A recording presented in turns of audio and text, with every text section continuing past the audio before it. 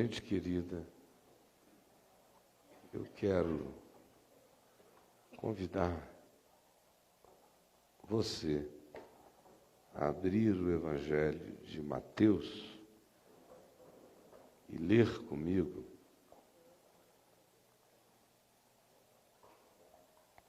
no capítulo 12, do verso 31 ao verso 37. Mateus 12, de 31 a 37. Por isso vos declaro, disse Jesus, em face da blasfêmia dos religiosos que diziam que ele expulsava demônios pelo poder de Satanás, de Belzebu. Então, em face disso, em razão disso, Jesus disse: vem esta minha declaração. Todo pecado e blasfêmia serão perdoados aos homens. Todo pecado e blasfêmia serão perdoados aos homens. Você pode ler isso comigo em voz alta, só essa frase? Todo pecado e blasfêmia serão perdoados aos homens. Significa dizer que todo pecado e blasfêmia serão perdoados aos homens.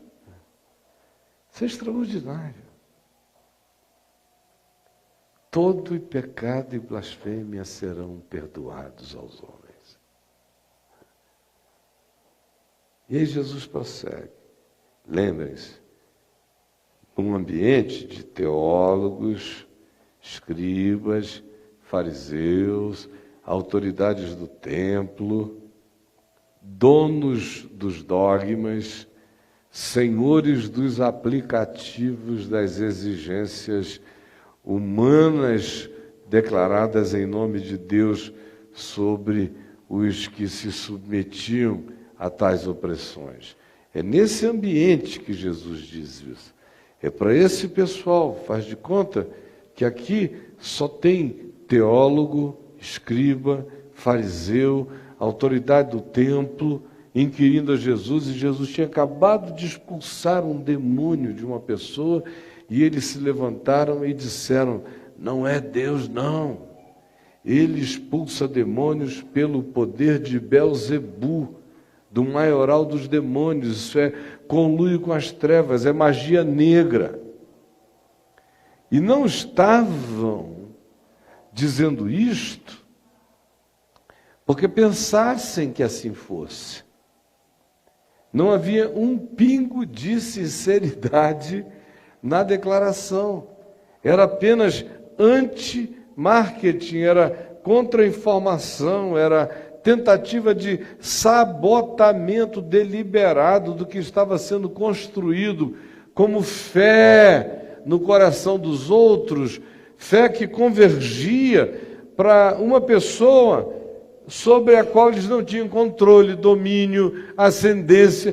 Portanto, não interessava nem um pouco a eles que o eixo do poder fosse desviado deles ou da instituição que eles representavam, e no coração do povo se plantasse e se fixasse em observação desejosa de obediência à pessoa de Jesus. Isso não podia acontecer. Então, o que a gente vai dizer? Tudo que eles já vinham dizendo. Isso é um samaritano doido, ninguém conhece a origem desse cara, isso é um suicida maluco, é um prostituto, é amigo de publicanos, de pecadores, é um glutão, é um ente dionísico, orgiástico. Eles vinham inventando tudo que eles queriam acerca de Jesus. É herege, tudo. Só que nesse dia Jesus acaba de expulsar um demônio, o homem se recupera, fica curado. E eles disseram: é magia negra. E isto, como eu disse, não em razão de ignorância, mas com lucidez, sabendo que não era. Sabendo que ali estava Deus, sabendo que ali havia manifestação do reino de Deus, sabendo que o que ali existia era a pureza das purezas, só que livre, incontrolável, ingovernável, inadministrável, não suscetível à opinião de ninguém, solto como vento, indo aonde queria, vindo de onde bem desejasse, sob os auspícios de ninguém, portanto, insuportável para eles terem que lidar com uma manifestação divina que não se referencia pelo templo, nem pela teologia vigente, nem pelos estudos acadêmicos, nem pelas liturgias religiosas, nem pelas importâncias políticas dos representantes religiosos, por nada. Então, se o deixarmos, era o pensamento deles, é óbvio que todos vão ver a genuinidade absoluta disso. Então iniciam todos os trabalhos, eles contratam malandros para falarem coisas, inventam histórias, exploram pessoas a eles endividadas, no sentido de que cumpram papéis antagônicos a Jesus, só para criar celeumas. A leitura dos evangelhos vai mostrando todos esses ardis. Mas agora, nesse momento aqui, eles chegaram numa hora que Jesus disse: aí vocês passaram a linha do normal, do aceitável.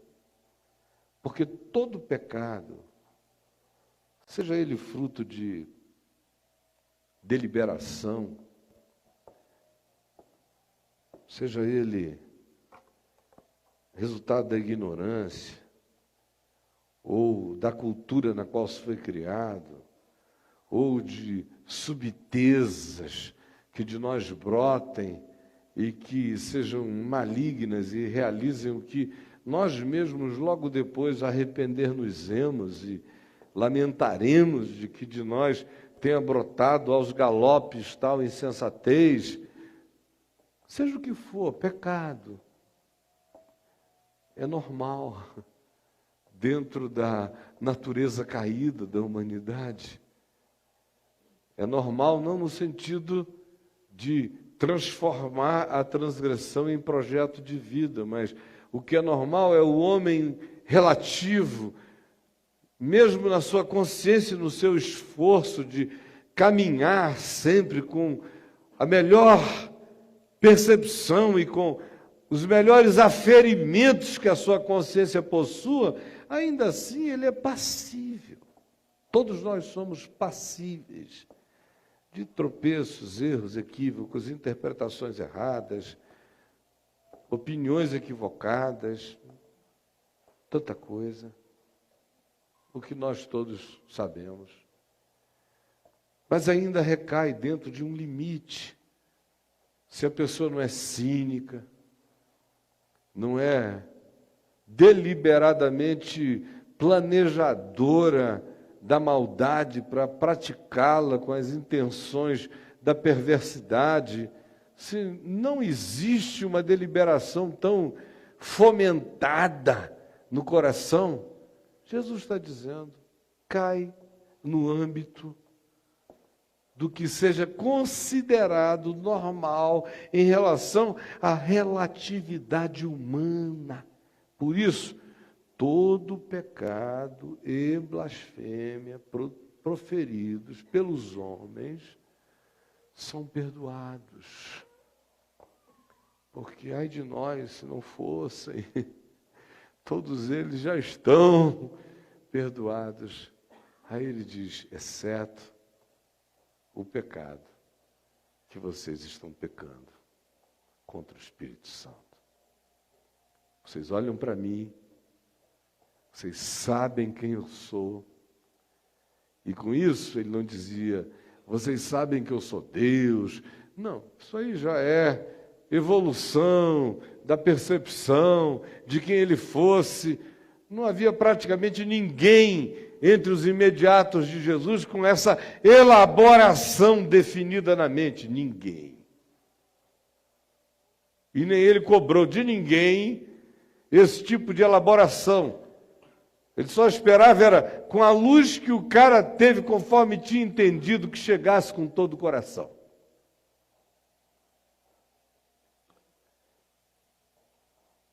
Então ele diz, olha, eu sei que vocês me veem, no mínimo, como um profeta do Eterno. Eu sei que vocês me veem, no mínimo, em equivalência com João Batista, só que um passo além, anunciando o reino de Deus. Eu sei que vocês sabem que o que vaza de mim é graça de Deus, é bondade de Deus, é misericórdia de Deus. Eu sei que vocês sabem que as minhas intenções não são intenções de nenhuma natureza, a não ser da proclamação dessa boa nova. Eu sou o grande otário enviado ao mundo apenas para amar. E vocês já sentiram isso. O que vocês não suportam é que o eixo das afeições mudou. O eixo das obediências voltou-se para mim. O eixo das admirações se posicionou em relação a mim. E vocês se viram marginalizados em relação a essa mudança. E é por isso que, não importando quem vocês saibam que eu sou, eu serei na boca de vocês apenas o que vocês acharem conveniente como detratamento de quem eu seja, aos sentidos do demais. Ele disse, essa é a blasfêmia contra o Espírito Santo.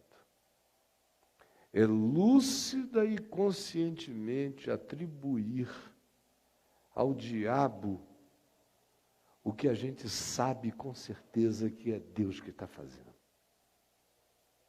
Lúcida, fria e deliberadamente. Só para liquidar o que quer que seja, com ódio da obra de Deus, que não é como eu quero que ela seja, com ódio de ações de Deus que não combinam com o que eu ensinei a vida inteira, com ódio de que Deus exerça a sua liberdade de maneira tão antagônica ao fluxo da nossa ortodoxia pré-definida pelo nosso concílio. Vocês vejam como o pecado contra o Espírito Santo é uma coisa que demanda muita educação teológica, né? Muita religiosidade, muita presunção de saber, muita arrogância dogmática, muitas convicções luciferianas acerca do fato de que Deus já está pré-definido dentro do escopo dos raciocínios que nós admitimos, acolhemos e determinamos. Aí Deus, fora disso, ainda que a pessoa reconheça que é Deus, ele simplesmente diz, é, mas não poderia ser, portanto não será, porque é para além do meu interesse.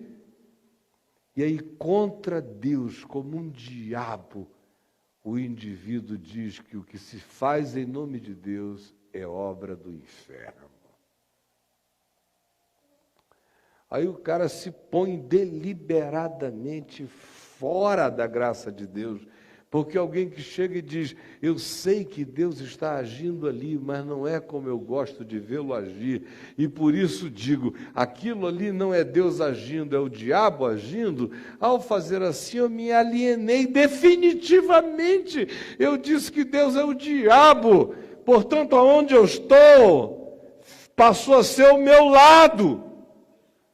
E se Deus está lá e eu digo que lá é diabo, onde é que diabo está?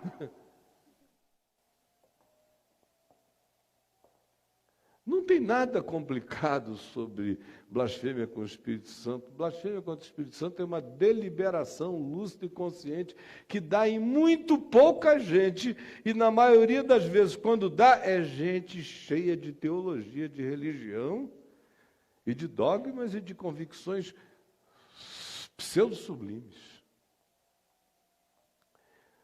Isto dito, e não é nem de longe o que eu vim falar hoje aqui, é apenas para a gente guardar essa instruçãozinha no coração, que salva a gente de um bocado de doença mental, nervosismo e de esquizofrenias, outras.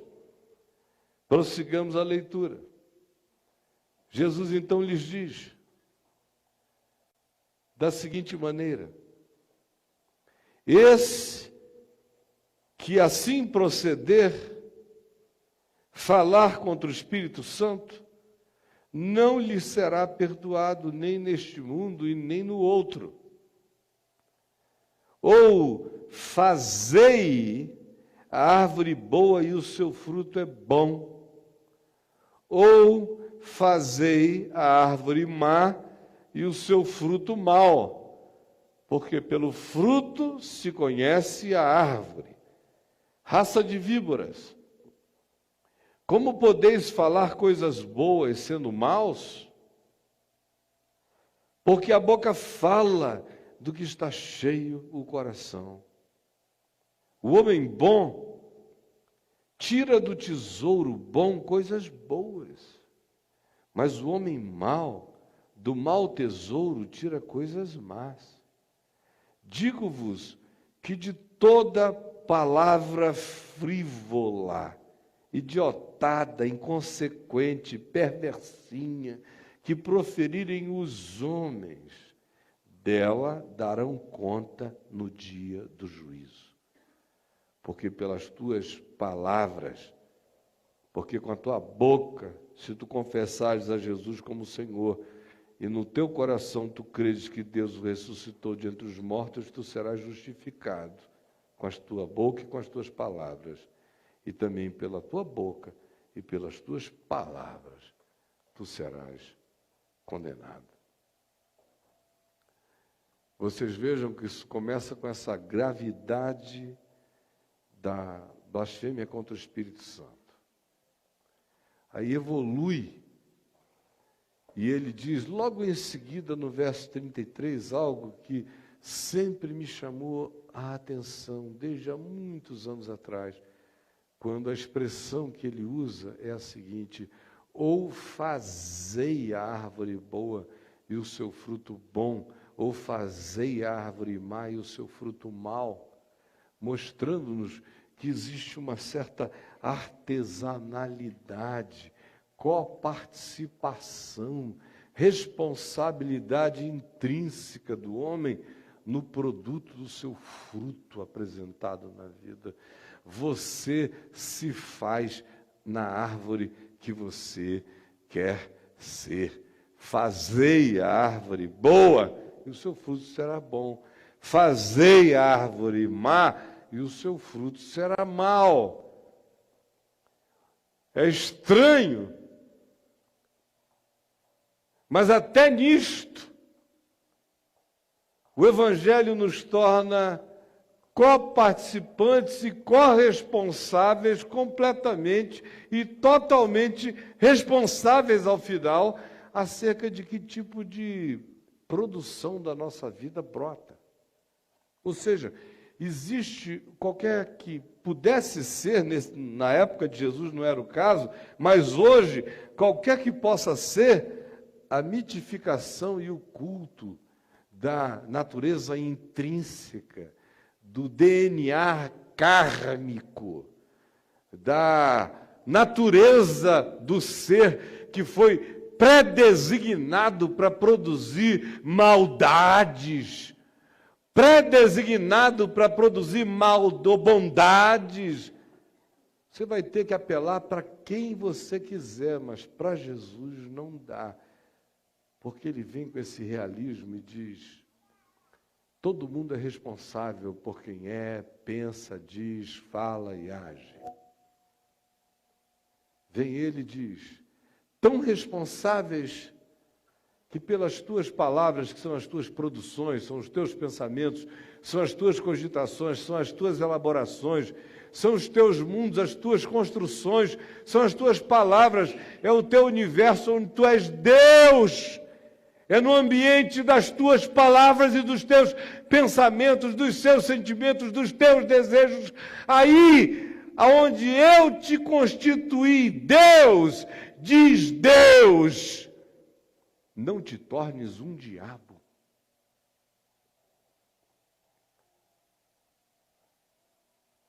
Porque é por essa produção que você se cria. Você se cria. Fazei a árvore boa e o seu fruto será bom. Fazei a árvore má e o seu fruto será mau. Ou seja, a árvore pré-existe ao fruto que, em relação a ela, aparecerá. E quem é profundo e totalmente responsável pela natureza que nessa árvore se desenvolverá, sou eu. Você.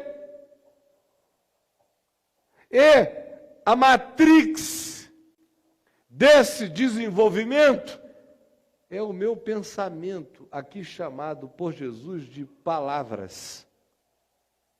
Palavras são as exteriorizações do pensar. Palavra já é o pensamento que ganhou código de compreensão exterior. É a representação do que me habita e de quem eu sou. Eu sou o que eu penso, eu sou o que eu sinto. E o que eu penso e eu sinto, toda vez que eu exteriorizo como palavra, expressando quem eu sou e quem eu sinto, a palavra gera uma concreção, a palavra gera uma criação, ela faz algo, ela realiza algo. Não só fora de mim, mas ela faz isso acontecer em mim. Ela faz a natureza daquela consistência, daquele conteúdo, a natureza daquele caráter sentido, pensado e declarado, ganhar concreção, concreção, concreção, caráter, definição, estabelecimento daquilo em mim. A gente é tão idiota que a gente fica pensando que o que nos altera assim é o comportamento. É o que você vai fazendo. E não é. Vocês vejam que no Evangelho tinha um monte de gente fazendo coisa errada, publicanos, pecadores, meretrizes, essa moçada inteira. Mas com um coração que não era mau.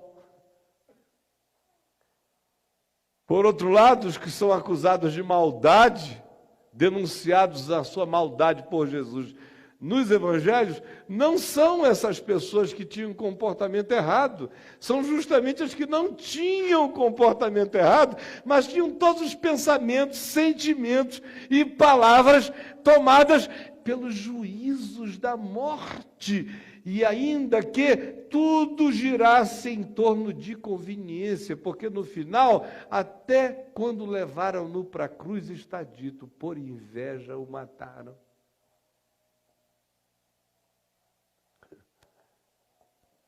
Então, o que você e eu fazemos é super importante. Mas saiba, tem gente boa fazendo coisa errada por burrice, ignorância, alienação e estupidez. E de todo pecado e blasfêmia proferido pelos homens, há perdão. Ninguém tem que viver nisso, porque é idiotice viver num caminho autodestrutivo. Todavia, saibam, a quantidade imensa de pessoas que não têm comportamentos marginais, mas têm sentimentos de blasfêmia irredimível. E vão se tornando, pelo pensamento, pessoas más, ainda que não tenham comportamentos sociais malignos, elas se tornam más, embora vestidas de bom comportamento. Vem Jesus e prossegue só um pouquinho mais e nos diz o seguinte: que o homem bom tira do tesouro bom do seu coração coisas boas, mas o homem mau tira do mau tesouro do seu coração coisas más. O que ele está dizendo? Ele usa a imagem da árvore e diz: olha, a natureza. Você faz a sua natureza ficar o que a sua natureza se torna. Você pode ser coparticipante da produção e na inclinação bondosa da sua natureza ou na perversão da sua natureza, pelo que você guarda, pensa e acumula, pelo processo que você chama de abstrato e até de não comportamentalizado, porque está apenas dentro de você, mas é aquele que é o moldador do seu caráter, ainda que você se vista de moço rico. Você será, cumprindo todas as exterioridades da lei, ainda assim um indivíduo malzinho na sua determinação.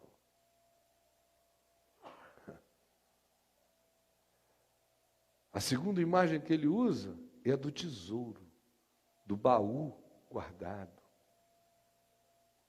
Aí ele diz: o homem bom tira do bom tesouro coisas boas, e o homem mau tira do mau tesouro do seu coração coisas más.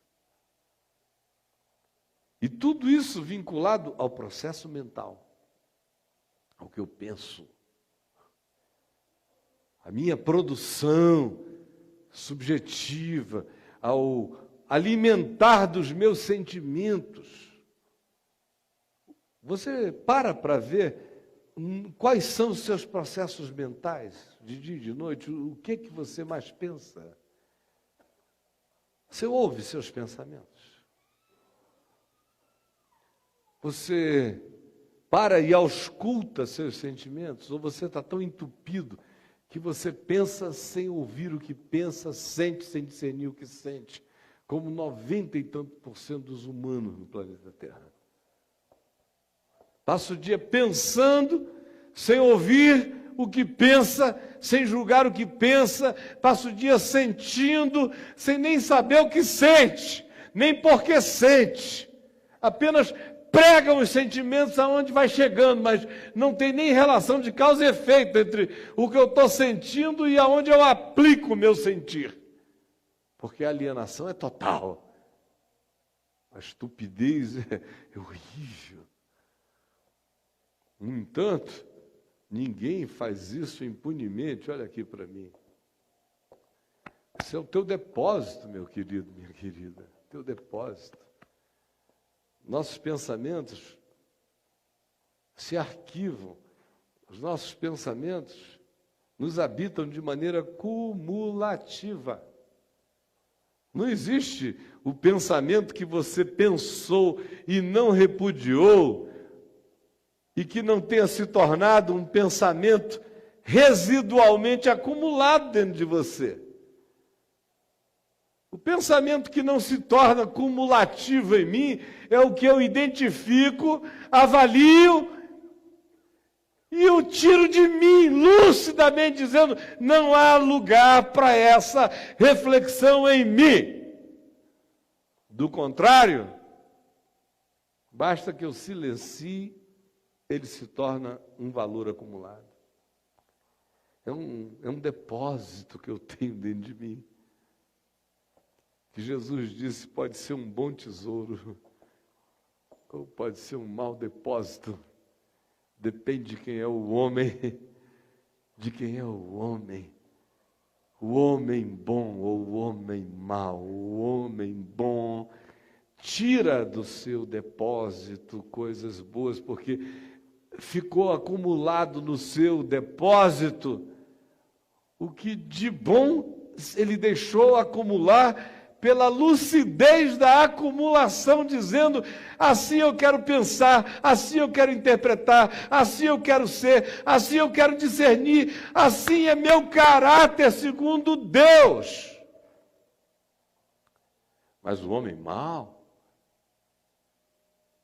ele vai acumulando suas irreflexões refletidas, seus pensamentos não julgados, seus sentimentos fermentados, suas raivas e ressentimentos adulados como direitos adquiridos em razão de que o outro teria sido pior do que eu na vida, portanto, se o outro é pior do que eu sou melhor do que o outro.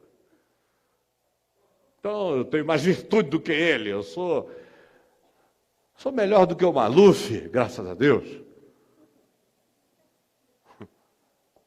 Jamais roubarei tanto quanto ele, portanto, respeitem a mim, viu? Porque sou mais honesto que o Maluf.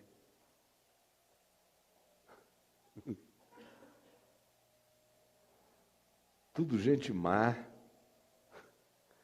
pensamento perverso. O imposto de renda não vai te pegar. Você paga os impostos, você para no sinal, o Detran não tem nem muito faturamento com você acerca de pardal, porque você não viola. Mas só Deus sabe o que você pensa enquanto se comporta.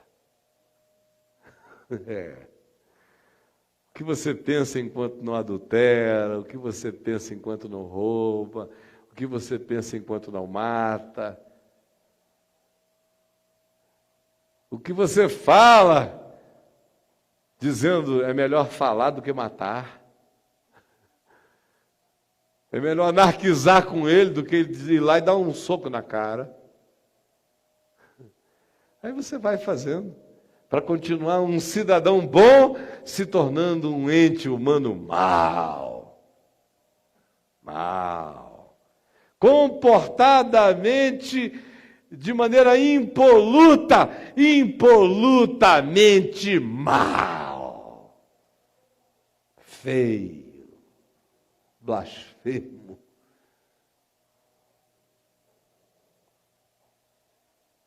Eu só vim dizer isso. Cada um faça o que quiser com a verdade de Jesus. O diagnóstico está dado. O que ele diz é: fazei. Façam vocês tornarem-se pessoas boas ou mais. Façam vocês a árvore do ser de vocês deliberar pelo fruto da bondade, ao invés de deixarem o fluxo da natureza perversificada de vocês assumir tudo. Decidam. Vocês se tornam quem vocês querem ser no temor do Senhor. Persuadidos pelo temor de Deus, não com justiça própria, não na base do peito, com o coração quebrantado, mas persuadido pelo temor de Deus, eu me quebranto. Não me torno árvore finalizada desse fruto pleno e completado, mas vou me tornando, vou me fazendo, vou me tornando cooperador com Deus. Aonde Deus quer a minha cooperação é no sentido da graça dele na minha vida. A gente fica sempre pensando que cooperar com Deus é mudar para a China e pregar lá. Você quer ser cooperador com Deus? Dá uma mãozinha, cara. Se transforme. Uma mãozinha, bicho. Cala a boca, pelo menos. Para de pensar estupidez. Fica com vergonha da produção fétida do teu raciocínio. ajuda a Deus. Quer ajudar a Deus? Não se meta na vida de ninguém, não se meta na sua. Anteontem à noite eu estava com a Adriana ali e a Helena, nossa netinha, que estava aqui com a gente, viajou ainda agora. E nós saímos juntos para jantarmos e fomos aqui numa quadra dessa, norte, ali numa pastelaria Viçosa, que tem lá um pastel gostoso, caldo de cana, esses negócios. Aí vamos lá, vamos. Aí a gente chegou lá, eu não estava acertando onde era, eu só fui levado lá, eu e a Adriana quase sempre somos levados nos lugares, né? Então não tinha assim uma ideia, mas não, eu sabia, tinha que virar para a direita, lá no fim, ali tem uma complicação naquela quadra lá, 409, tem uma guinada para um lado, e você perder, vai adiante, tem que voltar, enfim.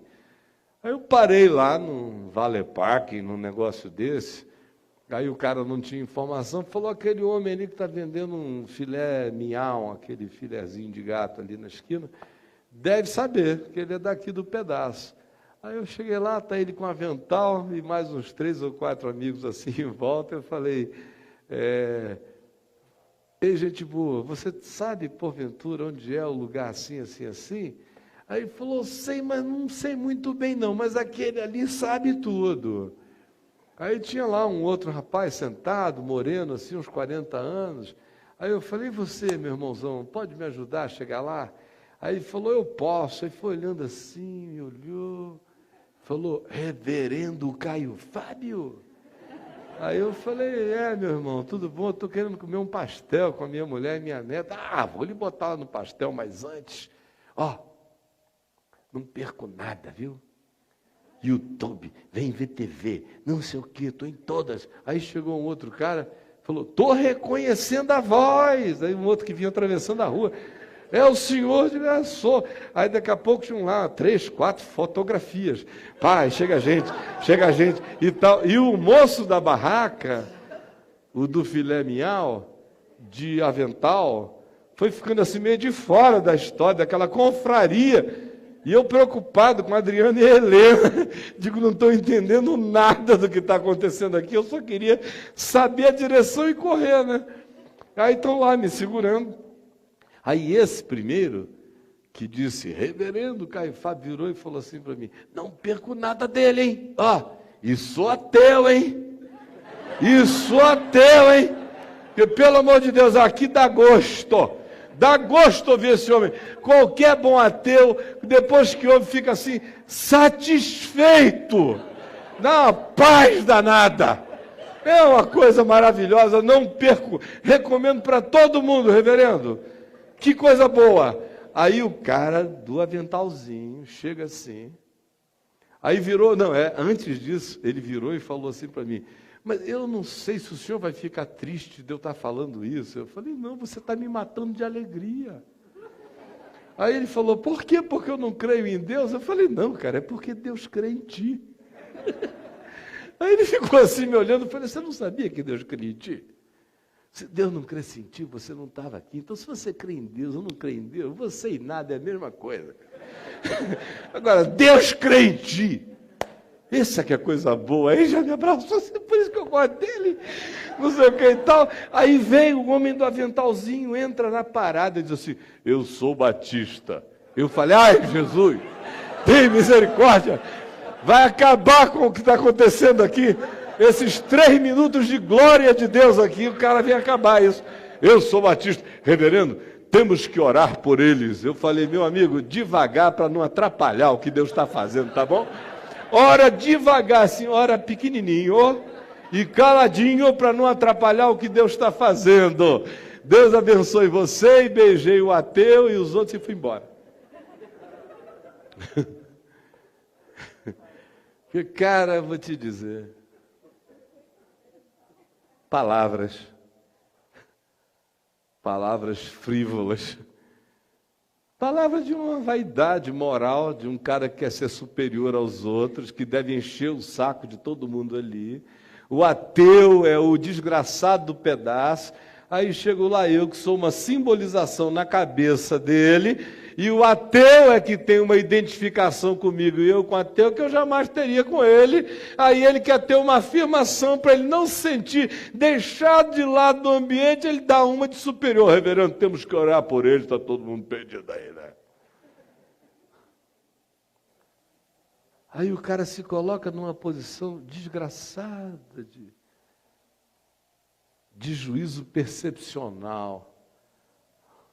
Perdoado ele está. Mas o tesouro dele vai ficar cada vez mais feio se ele continuar interpretando a vida assim. A gente fica feio interpretando a vida assim. Julga um, julga outro, acusa um, acusa outro, fala mal, prossegue falando, gosta de falar, adora falar. Tome conta quais são as novidades.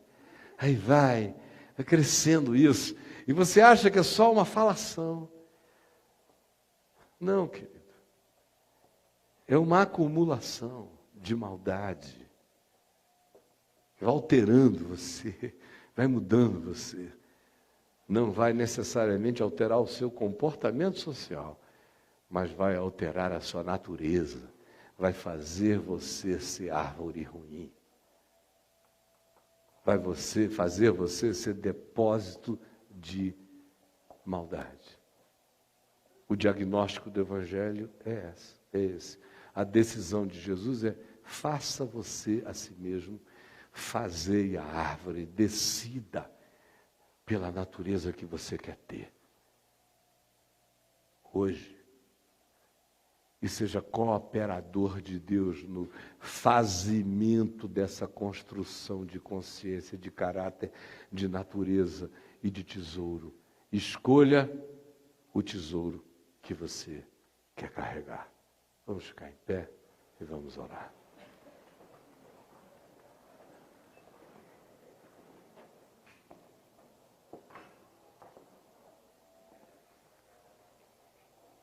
Senhor, aqui está o Evangelho, a Tua palavra, Jesus.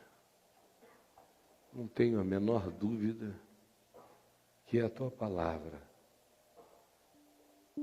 de que nós ouvimos o Espírito de Cristo, o ensino do Evangelho, a verdade acerca da qual não há retoques a fazer, é óbvia como a luz.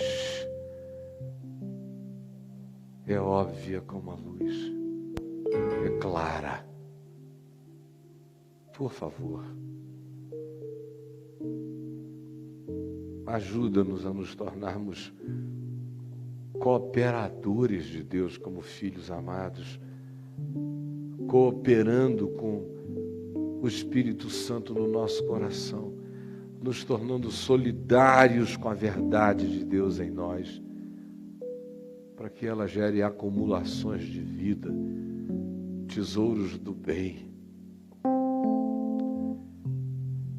Salva os nossos pensamentos, ajuda-nos a ouvirmos o que pensamos, o que falamos, o que cogitamos, a discernirmos o que sentimos, porque nós somos isso, o que a gente pensa, o que a gente sente, o que a gente alimenta pensando e sentindo, é o que nós nos tornamos. Por favor, permite que a simplicidade desse diagnóstico não seja rejeitado por ninguém aqui, mas seja acolhido, e que em cada um de nós haja aquela vontade de nos fazermos sócios da natureza divina pela nossa rendição lúcida, deliberada e consciente ao Evangelho, pela fé, em nome de Jesus. Amém. Podem assentar-se. Gente boa, hoje nós temos a ceia do Senhor. E o Senhor Jesus foi quem disse aos seus discípulos: todas as vezes que vocês comerem do pão ou beberem deste cálice, façam isto em memória de mim, porque assim fazendo vocês anunciam a morte do Senhor, até que ele venha, o que completa Paulo. Pois bem, hoje nós falamos aqui do bom tesouro, do mau tesouro, de como nosso pensamento, nossas palavras, nossos sentimentos são a matéria-prima que a gente oferece para essa construção. Agora, quando nós estamos distribuindo o pão e o cálice com cada pessoa que está aqui hoje, eu quero pedir a você que tome, receba, espere para que tomemos juntos e, enquanto isso, reflita. Qual o pão que você vai comer?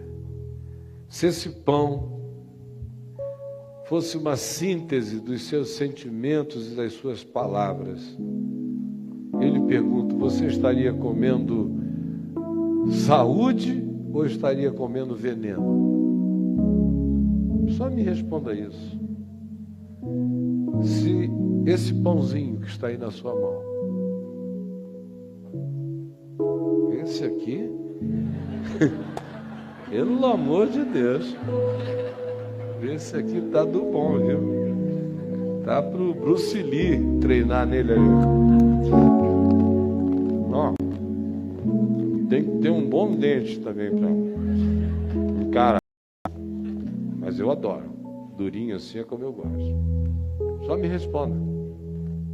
Esse pão aqui, ó, que a gente vai comer.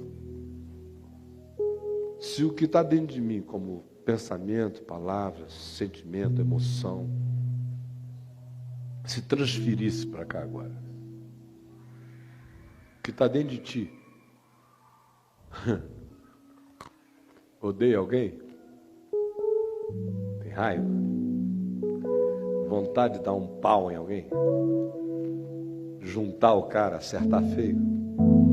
Pede a Deus que a justiça dele recaia sobre alguém? Você faz essa oração, Senhor, eu não, mas que a tua mão chegue lá, hein? O que você sente? Me fale da nobreza dos seus sentimentos, da pureza dos seus pensamentos, das suas motivações, ou nem tanto. Só me responda. Se tudo isso que está dentro de você virasse o pão que você vai comer, se a transubstanciação fosse essa, fosse sair o conteúdo total da sua alma transferido para o pão, me responda com honestidade, você comeria o pão que é você? Você comeria você? Você faria bem a você ou você é veneno puro? Estou nem falando para os outros, estou falando de você para você. Você se comeria? É a mesma pergunta que você tem que fazer. Você se casaria com você? Você se casaria com você? Ei, você acha que é uma boa? É legal? Gente, honestidade, esse pão sou eu. Esse cara sou eu. Eu como a mim mesmo. Por isso é que Paulo diz: quem come e bebe sem discernir o corpo, come e bebe juízo para si. Porque toda vez que eu como desse pão e bebo desse vinho, eu não estou comendo da virtude externa de Cristo, que não existe para se transformar em pão nem em vinho. Só se a gente crê em magia. Nós não cremos. Então, o pão que eu como sou eu. O vinho que eu bebo sou eu. Cristo em mim é meu alimento. Agora, eu cheio de mim sou o meu veneno. Nada disso tem a ver com Deus. É a gente que se faz bem, a gente se faz mal. Deus ensina a verdade. A gente pratica ou não pratica. Quando a gente pratica a verdade, ela em si realiza o bem de Deus em nós. Quando a gente luta contra a verdade, ela em si realiza o mal, que é óbvio que um estado de contradição produz em qualquer um.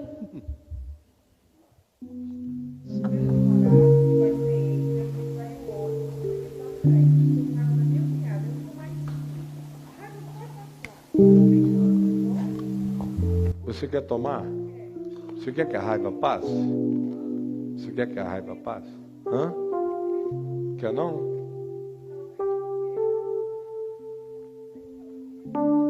Eu sei que está doendo. Fica aí que eu vou tomar contigo.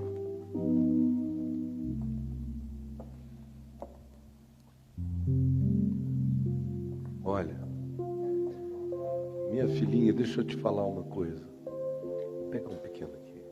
Obrigado. Qualquer serzinho humano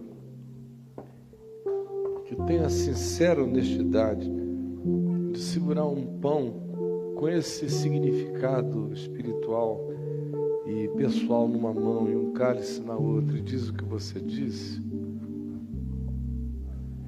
tem que tomar. Tem que tomar. Vamos tomar juntos. Pedindo ao Senhor que tire isso de você, porque você quer ficar livre disso e você vai. Pois é, minha filha, você teve sorte, sabe por quê? Olha só, você foi traída pelo seu namorado. Hoje você está aqui recebendo uma palavra sobre o fato de que ainda que o teu namorado, teu pai, tua mãe e todo mundo te traiam, o Senhor te acolheu, te acolhe, não te trai, não te deixa. Em nome de Jesus. Imagina, eu também já fui caluniado, sou todo dia, viu? Um bocado. Mas a gente não fica como eles querem que a gente fique. A gente tem o poder de se fazer melhor. Em nome de Jesus. Como é seu nome? Cidinha, Cida. Vamos tomar comigo e com todos nós? Tá bom? E você vai tomar no seu coração dizendo: Jesus, tu sabes como eu estou. Eu não tenho nem força. Mas eu peço que tu, na tua misericórdia, tires de dentro de mim o que eu não quero que fique em mim. Sara no meu coração essa mágoa, essa dor, essa tristeza dessa horrível traição. Está na tua presença. Eu choro essas lágrimas como alívio, consolo e derramo tudo aqui diante de ti, porque tu és bom e eu vou comer bondade, misericórdia, perdão todos os dias da minha vida. Em nome de Jesus, comamos todos nós junto com a Cida, e você coma conosco agora, filha.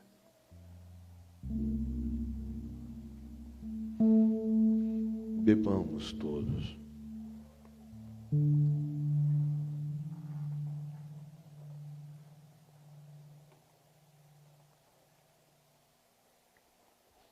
Deus te abençoe, em nome de Jesus. Senhor, tira todo o peso da alma dela agora, misteriosa e milagrosamente. Traz o teu alívio, teu descanso e a paz que excede a todo entendimento, em nome de Jesus. Amém. Deus te abençoe, filha. Por favor.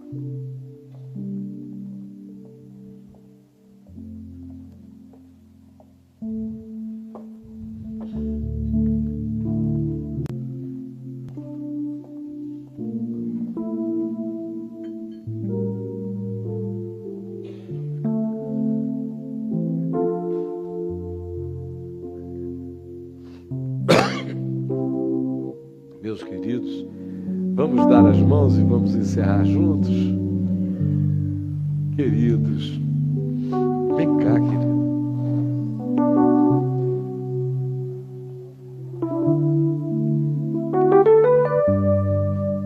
Obrigado, Pai, pela vida do Adailton, do Chico e de todos os outros que aqui nos ajudam, o Tom, todos os que sobem aqui, pregam a palavra, os que colaboram de muitos outros modos, os que socorrem em tantas outras frentes, os que praticam generosidade com fidelidade, com regularidade.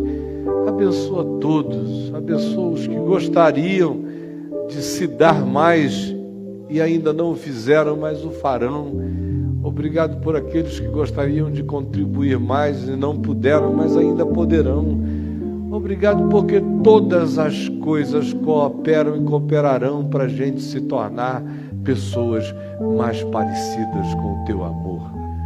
Obrigado pelo tesouro que pode se tornar bom se a gente se tornar gente boa.